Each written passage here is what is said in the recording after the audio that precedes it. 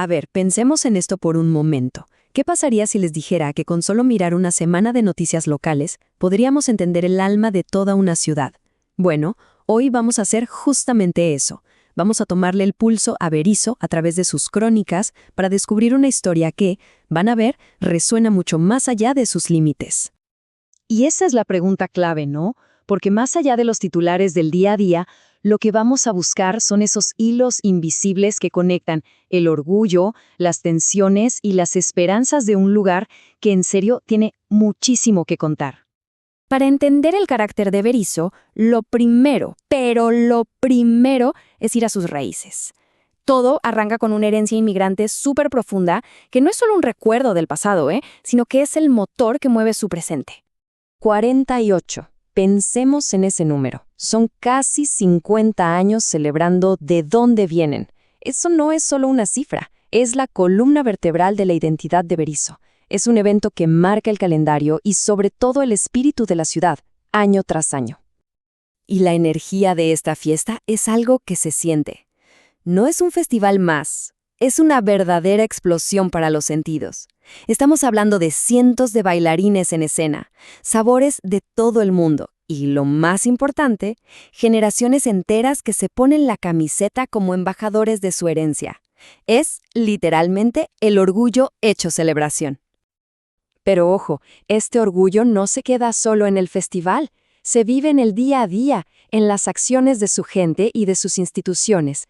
Vamos a ver un par de ejemplos de cómo este espíritu se traduce en cosas bien concretas. Y esto es un ejemplo perfecto de las distintas caras de ese orgullo. Por un lado, tenés a Villa San Carlos usando el fútbol para una causa social importantísima como la lucha contra el cáncer de mama.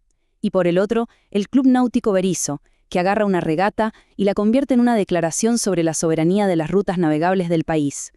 Son dos mundos pero un mismo compromiso que va mucho más allá del deporte. Pero bueno, como en cualquier historia real, no todo es celebración. Debajo de esa superficie de fiesta y orgullo, hay tensiones y desafíos que son muy, muy reales. Así que ahora vamos a cambiar un poco el foco para explorar esas presiones que vive Berisso hoy. Esta frase es fuertísima. Viene de un juez local con casi 30 años de carrera y marca un antes y un después en nuestra historia. Nos abre la puerta a un mundo de conflictos donde la dignidad de las personas choca con sistemas que, a veces, parecen haberse olvidado de ella. Y acá vemos una de esas tensiones modernas en plena ebullición. Esto no es una historia simple de buenos contra malos. Empieza con una protesta, escala la violencia y termina en una situación súper paradójica donde tanto el agresor como la víctima terminan con problemas legales. Lo que nos muestra es un sistema que está luchando, y mucho, por adaptarse a las nuevas realidades económicas y tecnológicas. Y de repente, las tensiones se vuelven mucho más íntimas, más personales. En apenas 6 meses, las consultas por consumo de drogas se duplicaron. Es un dato frío, sí, pero detrás de ese número hay una crisis de salud pública que está creciendo en silencio. Y esa crisis de salud pública tiene otra cara, una aún más silenciosa. Los informes oficiales confirman un crecimiento preocupante de los suicidios. Este gráfico solo intenta visualizar una tendencia que va mucho más allá de las estadísticas. Nos habla de un dolor comunitario que pide a gritos ser atendido. En medio de todo este panorama, aparece la historia de una persona que, de alguna manera, personifica esta lucha entre la tradición y la modernidad, pero dentro del sistema judicial de la ciudad. Y con esta declaración, el juez Troncoso define el corazón del conflicto. Básicamente pone sobre la mesa una pregunta fundamental. ¿Para qué está la justicia? ¿Para educar y humanizar? ¿O simplemente para generar ingresos? Su salida pone este debate en el centro de la escena pública. Para entender bien de dónde viene su salida, hay que ver el contexto. A él lo intimaron a jubilarse, un proceso que él mismo describió como poco agradable. Y todo esto pasó en medio de la polémica por las fotomultas, que mucha gente veía como un mecanismo puramente para recaudar, justo lo que él criticaba. Pero de esta crisis también nace una posible solución. Para que la elección de un juez no dependa del favor político de turno, se propone un nuevo sistema, uno basado en el mérito, en la transparencia Es un intento claro de fortalecer las instituciones desde adentro. Ok, ya vimos el orgullo, las presiones, los debates. Ahora es momento de unir todos los puntos.